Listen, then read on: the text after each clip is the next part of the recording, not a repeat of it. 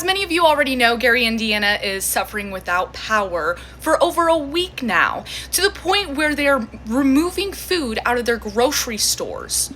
Many of you might not know that there's a nearby town in Indiana called Hammond, and I hope I'm pronouncing that right, but there's no power in Hammond either. And let me explain why this is important.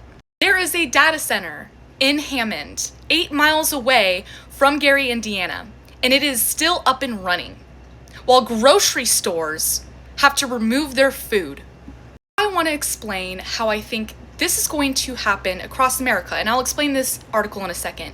But the Trump administration literally told us this was going to happen.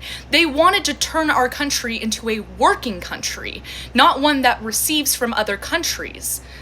They told us that straight up. And usually countries that are more providing than receiving, they don't end up with power or food or water, and the massive companies, they end up with all that stuff.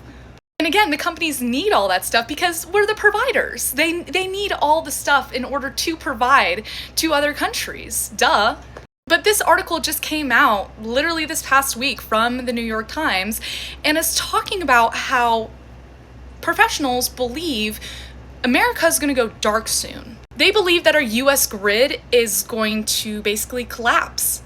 And not only this article, but if you look it up, especially this past week, there's been multiple articles that came out of the Trump administration saying Iran is going to attack the US power grid. They're going to make it look like Iran did it, so he's not the bad guy, so we could still support him, but he still gets what he wants at the end of the day, which is a working society where we don't get anything provided for us, but we provide for the rest of the world.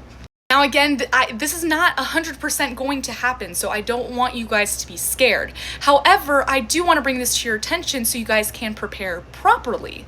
You guys know what to do. Make sure to share and repost and comment down below what you think.